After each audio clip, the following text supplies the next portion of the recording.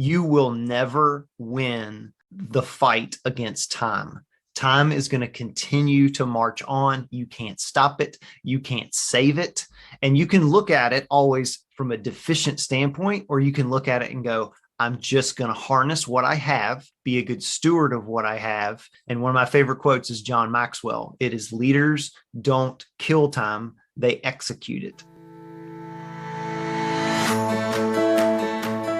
Welcome to the Strategic Families Podcast, where we challenge your family to be rooted in God's Word, energized with gospel-centered purpose, and activated on mission for His kingdom.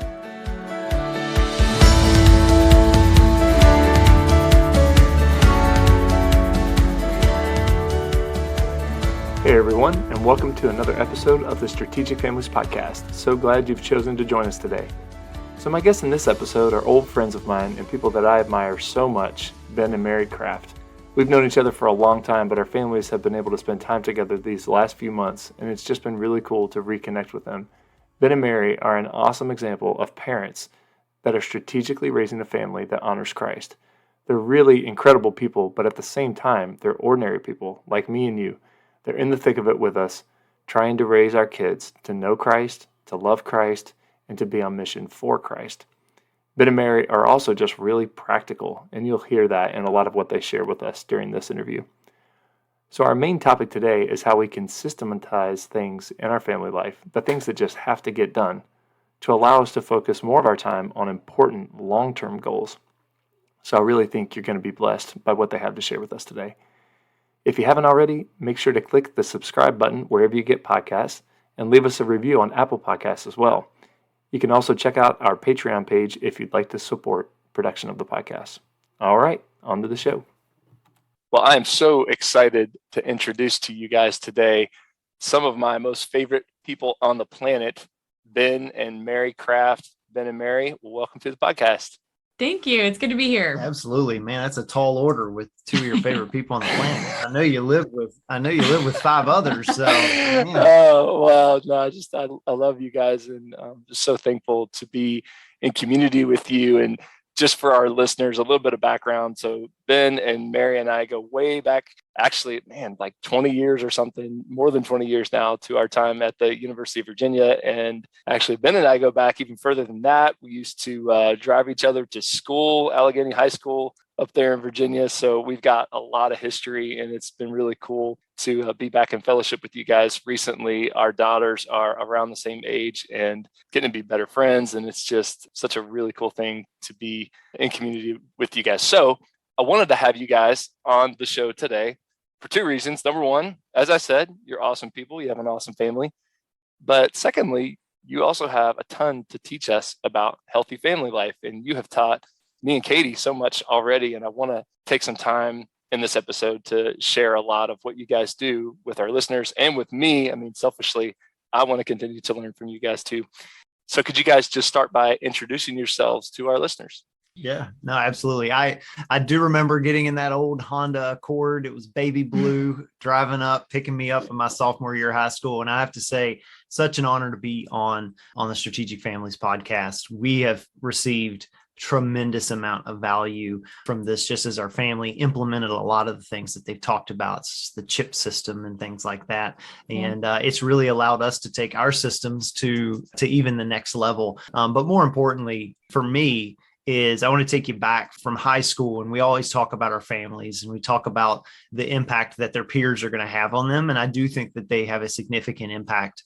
But I'll tell you, if there's one person that I can point to that was extremely well-versed and extremely out front with their faith, even through the crazy time of high school, it was always Graham Clark, which drew me to him and drew me to listening to, I'm going way back here, Stephen Curtis Chapman and the, with Love that and listening to that. But then also it's what drew us to live together at the University of Virginia. And a lot of formation that I had, came back to what I grew up with and growing up in church with, the legacy of faith in my family. But more importantly, I saw what that looked like as young men as well. So, but for Mary and I, as we talked about, we met at the University of Virginia. We're married and now going to celebrate 17 years of marriage. We have 3 beautiful daughters. Oldest is 10, our middle will turn 9, and our youngest will turn 6. So I call it the estrogen ocean, but you know what? They'll love me long after I deserve it, for sure. Professionally, all of my career has been in education. I was a former middle school teacher and then transitioned out into educational technology, where I consult larger school divisions on how to best effectively use their data. And yeah, so wife and mom, my favorite roles, but I did work in the corporate world for a while as well. My corporate background was in insurance. I did high-level claim work for several years, stepped away from that right under 3 years ago, and we run a business as well, so involved in that too. So that's kind of where we've landed. Excellent. Yeah, I love that you guys are in business together. That's one of my dreams with Katie. I love the idea of working together. I love that you guys are getting to do that. And I think it shows you guys are just so on the same page. And that's one of the things that's so life-giving about being with you guys and having conversations. So, okay, cool. So our topic today is all about systematizing your home. Mary, I know this is something that you've thought a lot about and how it can save us mental energy and all that kind of stuff. You mentioned that to us a few months ago, and we were like, man, that's such a cool topic. So could we just start by, what do you mean by the word systematize? And then what can that look like in our homes? Yeah, absolutely. So it kind of sounds fancy, but it's honestly just the application of putting systems in place. And I think an easier, even more simplified way to refer to that is even putting routines in place. So, because I think that is something that people are a little bit more familiar with. And, the background on this is, it's funny, it came from a tougher part in life, honestly, a couple of years that were maybe not, it was even as long as years, but a season that was truly trying. And so I always try to rely on Romans 8:28, all things work together for good. So we're pulling good from a challenging season. But really things were trucking, things were going well. We had, life was moving as it should. And then everything seemed to change all at once. Not all of it was planned. And it put us in a time where things got uncanny, like very, very busy, busier than probably was sustainable long term. We added a 3rd child to the mix. That was planned. But Ben's work picked up. Our business had some extra things we were putting together. My job season, things there picked up as well. And then on top of that, Ben's travel for work picked up. Like everything all of a sudden came crashing, and it was a perfect storm of life situations and circumstances, and why we were prayerfully involved in making sure we needed to be involved in all of those places and seeing if there was anything we needed to prune. We didn't feel that at the time, that there was anything, weren't feeling called out of something in that particular season. And so we just leaned in and figured out how to make that season work where we were. And I think one of the things we did there was this idea of systemization or systemizing, because we all have so many plates spinning, and sometimes they're spinning faster and sometimes there's more than other pieces, but they're all always spinning. And it's really been always important for us to have priorities, but then be able to put time and energy into those priorities as well. And this is just a way that through a difficult season, we figured out how to keep doing this and to do this in life for our family. So for us, it was really taking an inventory of the things that may not be super significant, but that take a lot of mental energy in our life. And I encourage people, and I actually sat down and made a list, what am I spending a ton of mental energy on? And maybe even what am I spending a lot of time on that in the end isn't producing or creating a legacy, isn't necessarily going to impact other people on a high level, bring people into the kingdom, all of those things. What are these things that are happening that take a ton of me away from maybe things I'd rather be doing or should be doing? And that is really what led into taking, understanding we're on my mental, we call it mental real estate, understanding where all of that was going and making sure it was going into the right pieces. So that is really what we're talking about in regards to putting systems in place or systematizing parts of your life so you can better utilize the more important things. Wow. I love that term, mental real estate. What a great term. I'm going to use that. You should. With my kids. Yeah, I love that. Well, I think what's really helpful about that is it's kind of like, there's only so much, so if you think about real estate, it's like, there's a chunk of land, I can see it, and it can be divided up, but there's no more.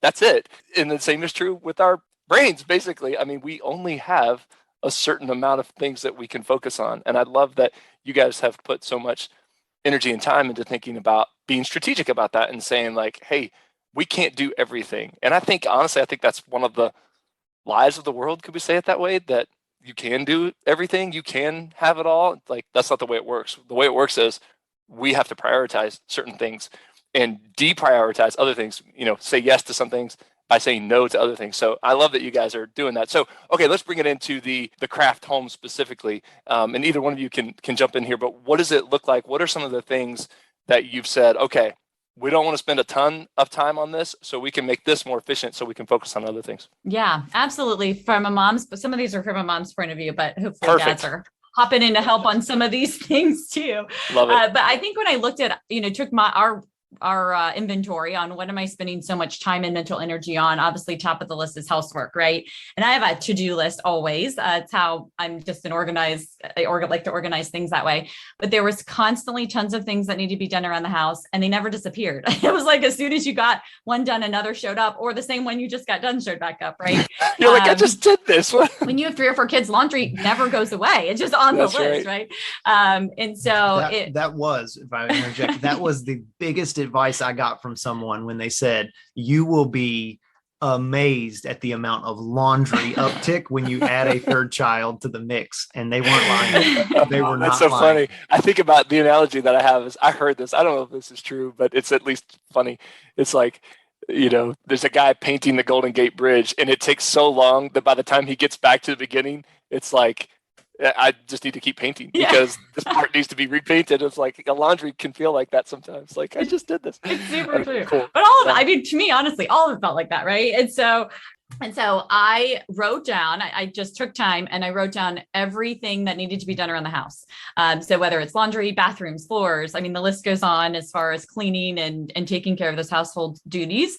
And then I got a calendar of a week and I put everything on there. And some things don't have to happen every week, but the ones that did went on the week. And then I had a miscellaneous space on Thursdays, right? Of when, if something broke and needed to be fixed, or something random needed to be cleaned or taken care of, or someone needed a button sewed on, like whatever it may be, those all got thrown into the miscellaneous space. So I wasn't constantly trying to figure out when am I going to do these things that need to get done, but aren't super significant long-term. But you have to have clean dishes. So, it's important to figure out when they fit. So I'm no longer running around trying to figure out when I'm going to do laundry or when I'm going to clean the floors. I know it's Floor Friday. So I know Friday mornings, I'm going to vacuum and mop and that's just what happens on that day. And so I'm not constantly trying to keep up with the mental energy of all of that. And I know, like Ben and I talk about, so many, maybe I shouldn't say so many people, we ran across just decision fatigue. There's so many decisions we have to make on a regular basis. There's hundreds every day. And the more of those that aren't really putting creative energy into your family and things where you need creative energy, let's try to eliminate those if possible and just put them in places so you're not making decisions. They're just happening. And so it's just creating a routine and then sticking to that routine for that. Likewise with meals, I know for moms, like, I don't mind cooking, but coming up with what we're going to have for me is just like, is just not my favorite. It's takes lots of creative energy because you want it to be healthy, but there's 5 people who have to like it, or at least somewhat. I go for 4. If we get 4, 80% is good enough. 2 people have to like it. Mary and myself. Everybody else, how do you get your kids to eat the vegetables? Only put vegetables on their plate. That's right. That Eventually, your kids will eat those vegetables. That's right. That is true. But you know what I mean? Yeah. It was just a challenge, like mentally it was a challenge. So this is kind of, moved over time and changed, but it started with, I made 30 meals. I wrote them all down on a piece of paper with the entree. I was going to say on a plate. I wrote them all down on a plate. No, I put the food on the plate, the ideas on paper, and did like an entree and the side dishes and set it all up. And then literally just put them all over all over my calendar for the month. So we had the meals were figured out for the month. It's melded now. We do now, like I do it in topics. So Mondays, Italian, Tuesdays, Mexican, Wednesdays is soup, Thursdays is chicken, Fridays is whatever. But like, I just make it so I don't have to come up with stuff. Like, it's just a given and it's there, and it moves within those spaces and topics, but it is super easy just to take that off my plate so I don't have to think about it and can put energy into other stuff. Oh, no pun intended. Take that off your plate. Oh, Hey, yeah. nice. So good. Pun intended. Yeah. And I think that just as you scope out, Mary went through kind of the way that our personal week may look, but ultimately, if you just take a moment and scope out, a lot of times your weeks will have themes, whether it is, okay, I always find myself doing something on this day, right? So make that the day you do it. So you don't have to rethink of when is it going to get done in anticipation, because instead of having a massive snowball, it's like, no, I know there's a ton of laundry that needs to get done, but that's what I do on Monday. Right. So you take that decision out of your head so you don't feel like you're constantly in an indeficient mode. Because I'll say one of the biggest pieces we heard was, you will never win the fight against time. Time is going to continue to march on. You can't stop it. You can't save it. And you can look at it always from a deficient standpoint, or you can look at it and go, I'm just going to harness what I have, be a good steward of what I have. And one of my favorite quotes is John Maxwell. It is, leaders don't kill time, they execute it. And so really think through, what are the themes of my week? And now how can I look and go, what do I actually have versus what do I not have? And I think you'll put yourself in a much better position. That is awesome. That is, like, you guys are such pros. Well, I love that you have thought through this so strategically, and just saving that mental energy. And, I think it can sneak up on us. Like, we don't think we're spending time on things, but when you stop and you're like, I don't have a system for this. I've got to think about it. You're right. It takes mental energy. But when you take that out of the equation and say, oh no, it's Mexican Tuesday, which, by the way, what time do you guys start dinner on Mexican Tuesday? I'm just wondering when I should be in the neighborhood. There's a system for that. Yeah, no, I mean, that's brilliant. That's brilliant. I love it. Thank you so much for sharing all that. Okay, so one of the questions that came to us as we were preparing for this interview is just how you determine whether something should be just an efficiency thing that we should knock out versus, no, this is something that want to save time for. What kind of framework do you guys use to determine? Mary, you talked a little bit about it, some of the household things that we all have to get done, but I don't know, just help me think through how you guys figure out what's on the efficiency list versus what's on the priority list. Yeah. And I think that I think it always starts with your core values as your family, right? And really evaluating what those are. And there's so much wealth of resources from the Strategic Families podcast. I know that there's been even an earlier episode, one of the first couple that talked about, there was a gentleman, I can't remember his name, but listed all their core values out, and you had dinner and you were talking about that, and it creates conversations. We've walked through that as well. So I think starting with your core values is super important, because that will tell you where do you need to invest your time, right? On those core values. What is putting us closer to these core values? But ultimately, when you get down to it, tasks can be systematized. Relationships can't be systematized. You can't systematize a relationship, but you can systematize the time spent on relationships and community. And so really, if you break it down, why are you doing this anyway? To free up time to do the things that you were ultimately wanting to do to begin with. And you can't always do what you want to do before taking care of what you actually need to do first. Right. And so once those go off the plate, then it becomes a little bit easier. For instance, for us, this was probably, I don't know, maybe 2 years ago, maybe not even that, maybe a year and a half ago, we looked at it, and our girls are getting older, and I want to purposefully put time into them as a dad to help them understand what should this relationship look like, and model that as they become young women and how they're going to be able to think on their own. So we take specific time with them. And what I was realizing was Mary did such an amazing job of stepping back and going, okay, we have a time on Sundays we get together. We call it our board meeting, that she and I talk and we discuss what's coming up the week. We talk about the girls individually, because all of our kids are individuals. We can do things corporately as a family, but there are some specific needs that each of them have. And we found ourselves going, you need to spend some time with Cowboy. You need to spend some time with Bremer, or this is what's going on. But she had an amazing idea. So we take for us is the first Friday of every month when we can, right? We'll move it around if we have to. The first Friday of every month becomes my specific time with one of the girls. And so we have 3. So 12 months out of the year, it alternates, and they will get 4 individual dates with me outside of our normal family time that they get to spend. And so what that allowed, 2 things. It allowed me to free up the mental real estate of constantly feeling in deficit, going, I really got to spend some time with Brimmer. When am I going to work that in? To this is specific time that I have laid out. The second thing it did was this is a hint for all you guys out there. The biggest part of your relationship is anticipation.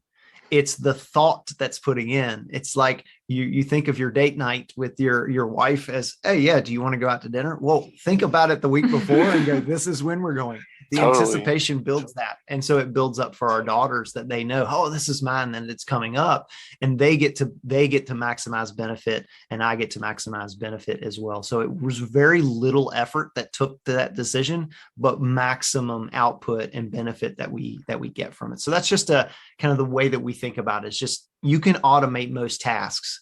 You can't automate the relationships, but automate your way to allow you to have margin of time to really spend on those. Guys, I tear up easy. Okay, so that's a caveat, but I'm like on the verge here. That's just beautiful. I mean, like just thinking of you guys building that in and being so strategic, saying like, this is so important that we need to put it on the calendar. And the idea of your girls looking forward to that and knowing they're going to have time with their dad. I mean, goodness, if I could write a law, it would be dads will spend one night a quarter with their daughters, like in dedicated, focused, face-to-face time. That is amazing. And thank you so much for sharing that. Okay, now I'm thinking of this, like I'm thinking of a family listening to this and saying like, this sounds great. I can knock out, some things. I can systematize some things. But we also know that this can get challenging.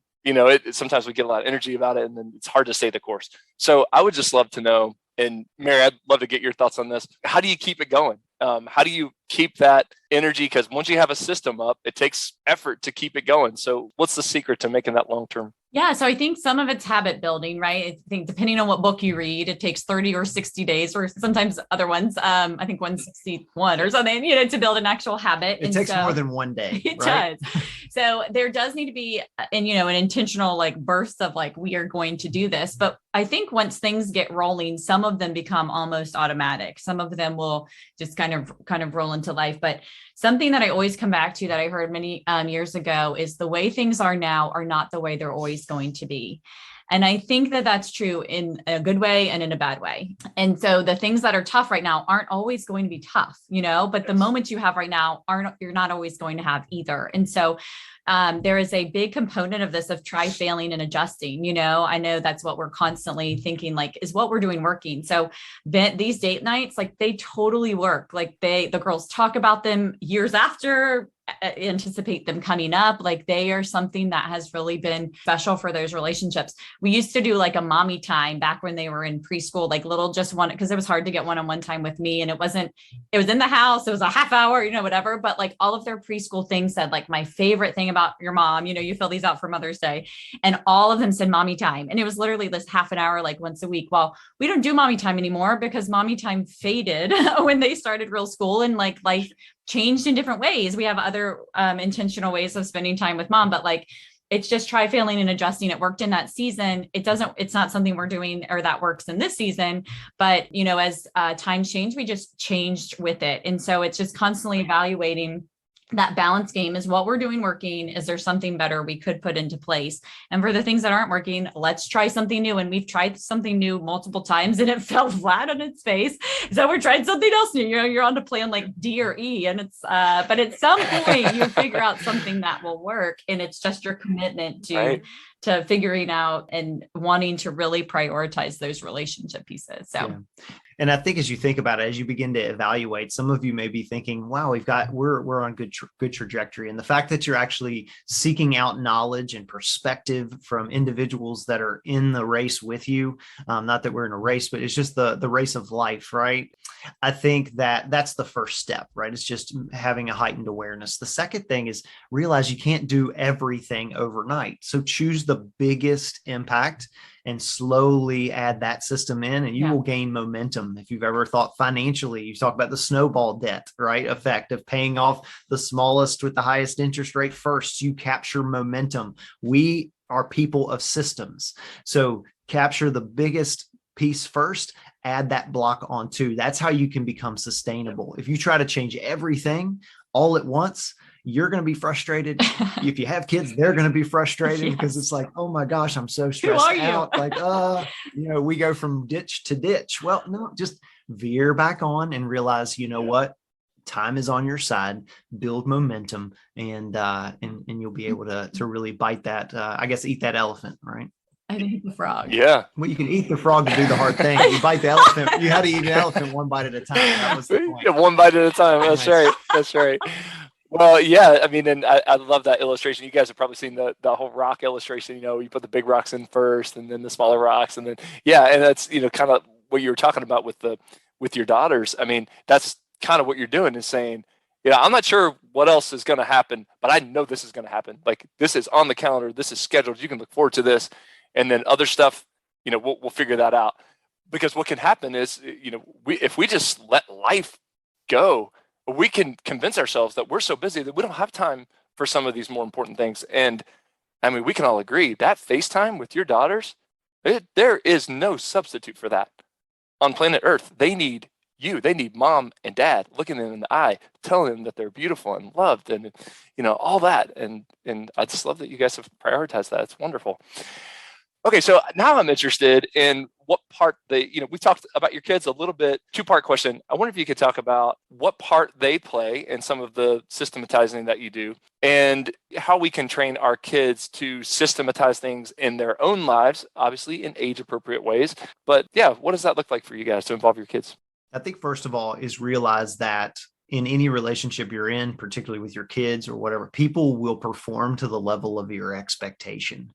And if we expect things out of individuals, they will rise to that level. So I know a lot of times we think about age appropriateness, which is extremely important, but also give children the ability to maybe get it a little wrong and kind of guide them and through that, because ultimately we're not teaching them to struggle, and eventually they will have the inertia against something I'm doing is not working. It doesn't mean that you're necessarily not meant to do it. It means that you just haven't overcome the initial thought process of some grit and perseverance. So that's what I will say, because so many times we can go right back to the levels that we wanted to. So, but for our kids, a couple things are, first of all, we set systems in place for our family, and it's what was based upon our core values as our family. We don't let them dictate a lot of those. Some of they can have some margin within, but we set, these are the priorities. This is where we wanted to. So for instance, the chip system that Graham and Katie had introduced, we loved it, and we implemented it, and we were able to sit down. Mary and I talk about it, right? So we talk about what needs to be systematized first. Then we make sure we're on the same page, and then we collectively communicate that to our children so that then we can answer all their questions. One of them has 18,000 questions all the time. They want to know all the contingencies plans. We just laugh. Another one's just like, okay, we'll see if they're serious. But then they realize we're serious. And then the other one's like, okay, awesome. So there's flexibility, but you have to make sure we're on the same page, and then we implement them into the new system. And I think by default, right, as we've established these rhythms, our rhythms become their rhythms. So their laundry is now, once they have the ability to fold, it might not be to the level that you want to fold it, but you give them some agency and they do it. They do that on the day that we do those areas. And I think that we've even seen it come through some of their lives as well. We were talking about a couple examples. Yeah, they're watching us, and it's what we do, so I know our older two girls are getting into cooking and starting to help with food prep and different things there. And so they know what night of the week they're doing that because we put it on a calendar. Like, I'm like, if they want to cook something, I'm like, that's awesome. Pick your meal, whatever. And then we put it on the weekly menu thing. And so it's involving them in that. And so I know they're absorbing some of that from the just honestly like watching by example. And then, it's training them in that, like to Ben's point, with their own responsibilities. So there are things they do on a daily basis, whether it's making their bed and keeping their room clean, different things that contribute to the overall healthiness of the family that they have been trained into. Yeah. So, and one of our daughters, and for us, it's important to give them I'll use this term again, the agency to allow, we provide the framework. They have some agency as to when some of these things get done. And so many times early in parenting, and this is only comes with just being parents, right? I look at my 10-year-old, it's like, it's the first time I've ever parented a 10-year-old. We're sorry. We're figuring it out too. Give us some grace, please.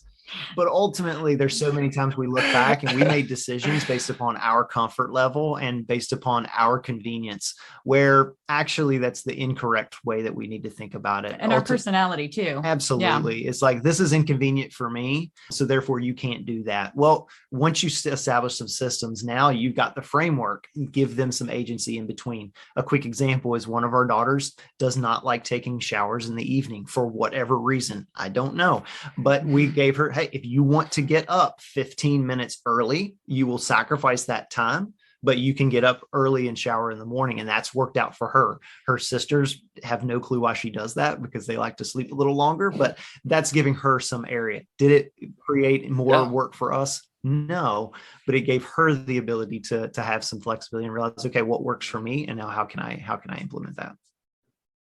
That's super cool. Yeah, I love that idea of agency. That's so important to give our kids those opportunities to even fail sometimes and struggle, and how there's so much growth that can happen with that when we give them levels of responsibility. And I love what you said, Mary, that they're always watching. And that's so true. So true. There was some breaking news in there. It sounded like you guys have figured out a way to get your kids to clean their rooms. Did I hear that right? It's the chip system, right? Oh, wow. Oh, wow. You figured out something that we have. I may or may not have. It came from Katie. Yeah, Clean Your Room boot camp. That's right. That's awesome. And it may have come from some previous classroom management information when I went through some pre-service education. But if you give people a collective goal and have that expectation on them, yes, it may take a couple days for you to model it, but once it's there, they have that. And then ultimately they have that quiver in that feather in their quiver. They go, okay, now I remembered I did this previously. I can apply that new learning into a new situation. That's right. Amen. I'm sure that came from Katie. I'm sure that I did it. If not, you can pass that credit back. Yeah. No, that's excellent. Well, in my next question, and I think we've touched on this, but one of the things I love about this is that this is intensely practical, what you guys are talking about. I mean, if someone listening, could take away even just one or two and say, oh, like nights of the week that we do certain meals, like that could save so much mental energy, which is fantastic. But I guess I want to go up a level here and just think about why this is so important. We talk about being strategic families. To me, this is an excellent way to be a strategic family. Now, it's not perfect family. There are no perfect families, but it is strategic. What you guys are saying is we can allow ourselves more opportunities if we think in advance about the things that just have to get done, and we do it more efficiently, we can be more effective over time as a family. So can you just cast a vision for us on why this is so important for families? And, both sides of it. What can happen if we're not more efficient with our time? And then what can God do if we are more efficient with our time? I mean, he can do anything, but we want to allow him to work. So talk about that a little bit. Yeah. So I think, we've only seen it on a small scale because our kids are little still, or I like to think they're little.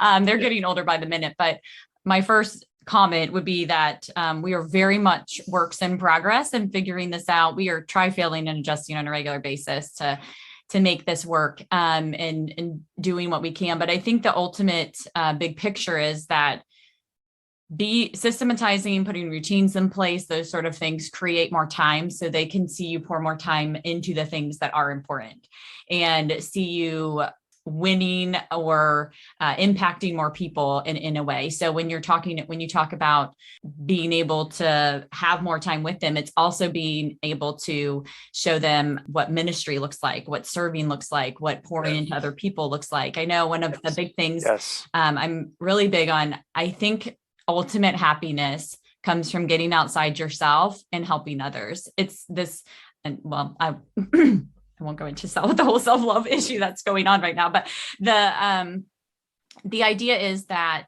if you're having a bad day, like if we're having a bad day in our home, if things just aren't working, it's just, things, whether it's tasks or people or whatever, people aren't getting along, whatever, then it's honestly time to make cookies for somebody else. If we can so if you ever get cookies, pray for our family, because it's been a bad day, but like, honestly, it's like, we got to get outside of ourselves and look at and help someone else and serve someone else and go, and do that. And we've done that. It's literally like, it's cookie making time. Like we need, and chocolate chips never make anyone upset anyways, but, so it's good for our soul, but it's good for someone else too. And it's, who can we bless? How can we get outside of this that's going on and really focus and look at someone else and be able to do something in a ministry format? And so I think that's it. I think it's really, for us, it's been able to show them and actually be an example for them, because, if everything is on our home, if everything is 100% centered on serving them and helping them, it's a very unstable environment because they aren't stable. And so if we put the focus on our priorities, like Ben was talking about, or our standards and what are, the values of our family, and then are able to use that to go serve and impact the world at a higher level, which I believe is God's calling on anyone's life in all different ways, right? He calls all of us to love and impact, but our calling is to love the world. And we have to be an example and show that. They can't see that when they're out of the house. And I feel like I finally have time. Like I need to make time when they're here and doing that with them. And this, by creating systems and not having to worry about some of these other things, I've had more creative energy to put into how can we as a family move forward in this way and serve other people. Yeah. And I think that everything intentional requires margin, and you have to have margin to be able to do anything. And creating systems provides you that margin, because we talked about, time. All there is all there is. There is not magically going to be a 25th hour. We're not going to be able to figure it out, but can we create margin where that allows us to then be a better example to how we can choose and direct? Because we look at it from a variety of different ways. One is we're instilling into our children our core values, right? They get their self-image from the words that we say to them. They get their values from what they see us actually spend our time doing. And so it's important to realize time, and we're getting to the age, and I know Graham and I and Mary, we're all in that same age where we're seeing our parents begin to age. And I want to soak all of the wisdom that they have, because ultimately we're going to be passing that into our kids, and they're going to be the generation that's going to carry forth the legacy of faith. And if we allow something else to just take care of that, then it's probably not going to get done. And so that's the first. The second thing we have to think about is ultimately within Mary and my life, there is a time that our children will leave, and they're going to constantly be a part of our lives. But it's just as important for us to build our life together and incorporate them into that, because so many couples we just see, they just get so tired and they're so run down by what they're doing with their kids. And it's so important, and you're pouring everything into them. But if this relationship isn't still number two outside of your relationship with Christ, then when the time comes, you're going to find yourself just being roommates. And we never wanted to do that. We wanted to mimic to them not only what ministry looks like, but also the greatest ministry ground we have is within our family. Once you get that, now let's take to the next level. And to Mary's point, if you're having a bad day, if something is going wrong, whatever is wrong in your life, if you serve someone else in that capacity, you will find your life gets infinitely better because your problems become really small. It's amazing how you've probably heard before. If you think what you're going through is the only thing that any person has ever gone through, you would not want to see what other individuals have overcome, because you would wish for in your life what we have. But if we get scoped in so much, it's difficult to see that.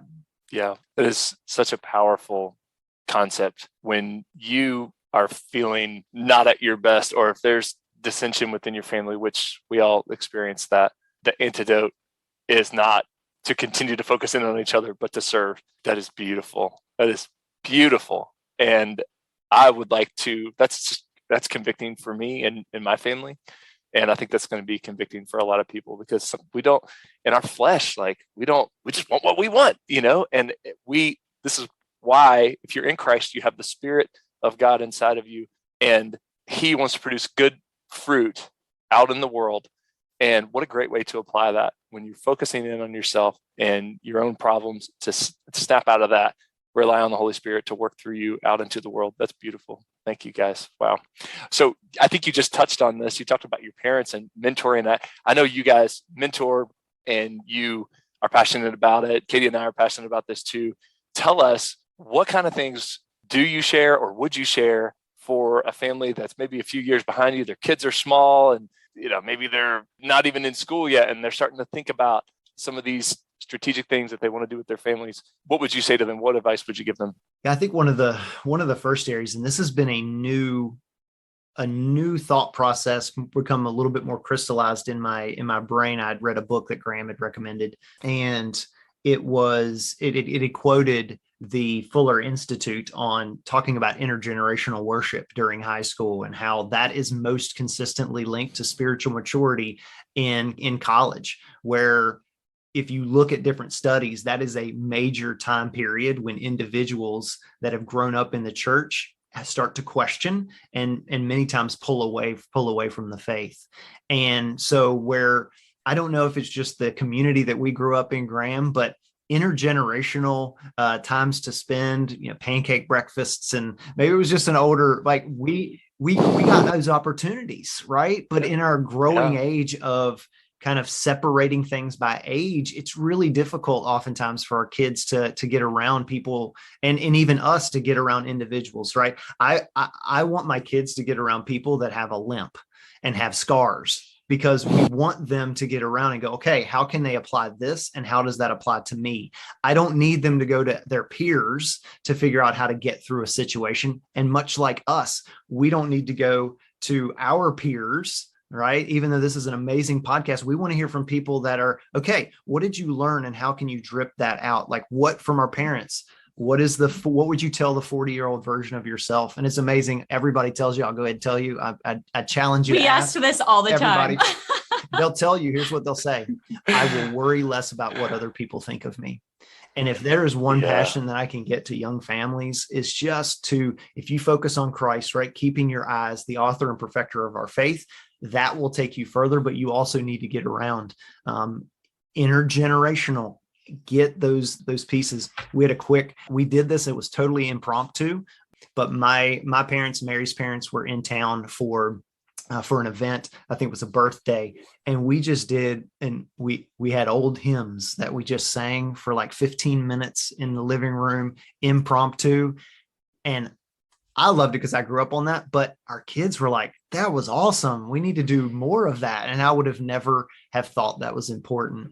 And it's giving them the glimpse at the legacy of their faith that then they will be entrusted with, but we are to empower them before they're entrusted, so that then they can continue to go. And I like to take everything on a more practical level. Like, I'm like, come on, give me something I can use today, please. And so I just have a couple of ideas in that realm, because the one-on-one time is super important if you have more than one kid, because I think that is honestly moments that our kids remember. Like, they seem to just like photo memory on the like one-on-one times with parents. So I think that's been something that, if even on a really small scale you can work in, has been helpful for us. The other thing I realized too is even if it's one, and this is super easy nowadays with phones, take a picture every day, because some days are really, really long. Like when you're a mom of littles, like some of those days you're like, has it been 5 days? Because it feels like, if I'm being super transparent, but some days are Totally. over and you're like, I'm not even sure I ate. Like they're so fast. So like there's this weird time component. And I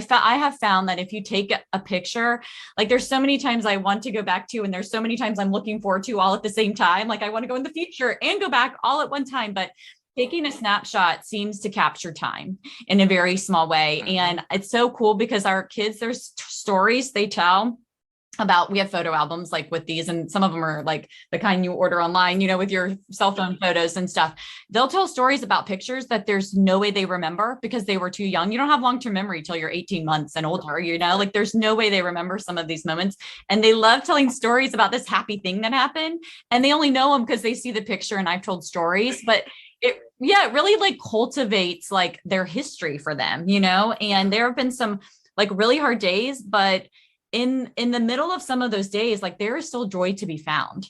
So I would say that like picture taking has been really, really helpful, just like in a really small way, of like going back and realizing I didn't miss the time. I had the time. The funny thing is they all look happy, all the pictures. And I do have to remind myself, I don't really think I really don't want to go back to some of them. Sure, yeah. But what a blessed time that past is, and those little times are. But the one thing I have to remember is we're all broken people. And God gave your kids to you because he knew you, and he formed them in the womb, just like he formed you in the womb, and he put them in your womb for a reason. And I pray every day. And I think that this has just helped me have peace in all of the different seasons of parenting, because we're all going to have faults. We're all going to have issues, and they're going to be super different because God created us all differently. But every morning I'm like, God, if you can please fill in the deficiencies that I have as a mom and take over those, then I can walk in more freedom in that day and know that I'm not called to be everything. I'm just called to be me and do the best I can, pursue excellence in the realm of motherhood to the best of my ability. And he's got me in the palm of his hand otherwise. So I think coming back to that prayer every morning of please fill in my deficiencies today, knowing I've totally got him, but knowing that he is, that the end of the story is that we win, and just reminding myself of that has been really, really helpful too. Yeah. I think it's James 1:5, right? If anybody lacks wisdom, let him ask God, right? And he gives it generously. So, yeah. Yes. Beautiful, guys. And I love just going back to something you said earlier about the importance of marriage. Strong families are built on strong marriages. One man, one woman. Marriage is biblical marriage. That's what strong families are based on. And you guys model that. And it's a beautiful thing to watch and to have learned from you. And thank you guys so much. It's been practical, it's strategic, it's life-giving, and there's just so much for us to learn from you guys. And I love the emphasis also on older generations. That's one of our hearts with this podcast, and just in general, just to connect generations to one another, because you're right, we have so much to learn from those who have gone before us, and they're not perfect, of course.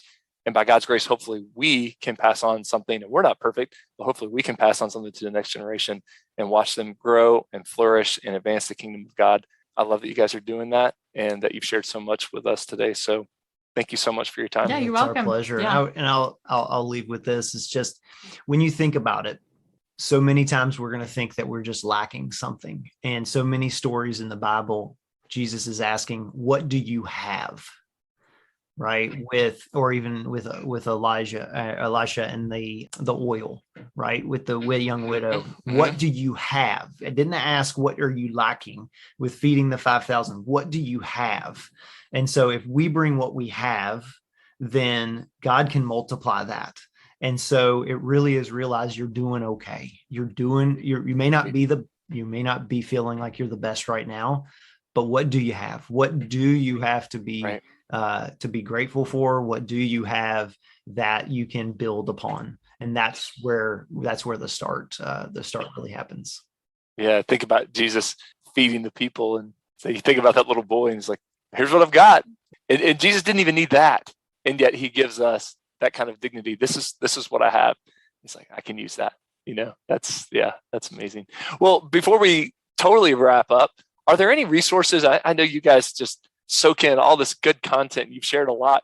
with us, are there any resources that you could point to that you would recommend that people read or listen to or watch? Yeah. So one, and many of your listeners maybe have heard about this book, but it's a book by James Clear, and it's called Atomic Habits. It is not a biblical based book, but it does do a lot of talk about identity and filling that. And one of my favorite quotes from there is, "You don't rise to the level of your goals, you fall to the level of your systems." So I think just those kind of system mindset, I think, is a really great book there. Also, we have a site that's called theresonantleader.com, and we'll /contact us.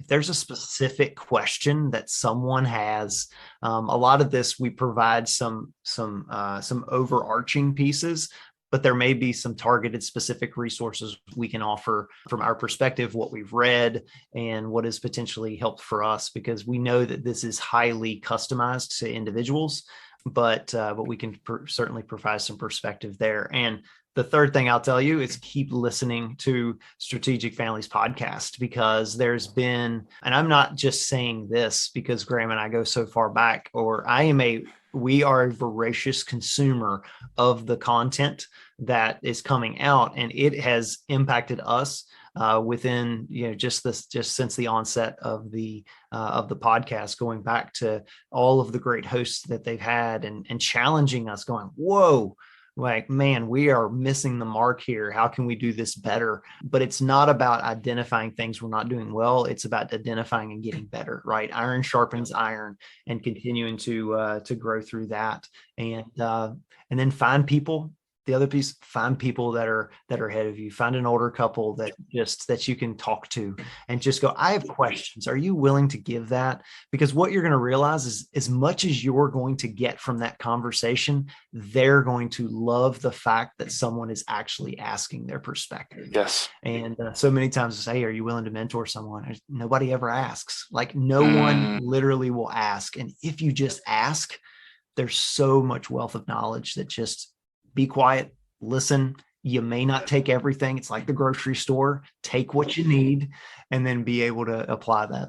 It really helps. I think it is how we live out Romans 8:28. When all things work together for good for those who are called according to his purpose, there's so much good inside of people from things they've gone through. And then when they get to share that, then it is living that out. So I think that's true. Yeah, it's like gold that's been refined by fire, Absolutely. kind of, they've been through so much and have come out on the other side and are faithful. And like we say, not perfect. And that's not what it's about. It's about people that we see who are living faithfully, who are committed to Christ and have so much to pass on. I couldn't agree more that we need to ask and sit at their feet and learn. So it gives us some comfort knowing that our children have now other people that they can go to when they may not necessarily feel the most comfortable with us. We can now introduce them to godly parents, godly men, godly women, that they can go, you know what? I'm not sure if I feel comfortable asking mom, but I would like maybe to get Miss Katie's recommendation on this. And we want that. Right. And so it is it's a never ending cycle that, once you harness it, can really take you to the next level. Yeah, that was awesome. My very last question is, when are you guys going to write a book? TBD. Right. Mary does have one cooking in her head, but I wouldn't be able to. So, but it's still for a while. We'll see. Can't wait to get a copy of that. All right, I'm going to hold you guys to that. You need to write a book. You've got so much wisdom. Well, this has been a joy and a privilege. Thank you guys so much for your time and all that you've shared with our listeners. It's our pleasure. We've gotten so much again from your podcast. We consider it an honor to have the opportunity to share. All right, thank you.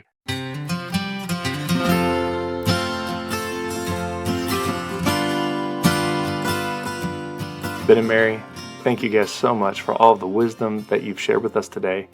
You guys are wise beyond your years, and it has been such a privilege to know you and to learn from you and to take in what you've shared with us here. Keep up the awesome work. All right, parents, we can do this. Let's be thinking about how we can put systems in place so that we spend less time and mental energy on the things that just have to get done, so we can focus on the more important, life-giving aspects of family life, such as getting outside of ourselves and blessing others.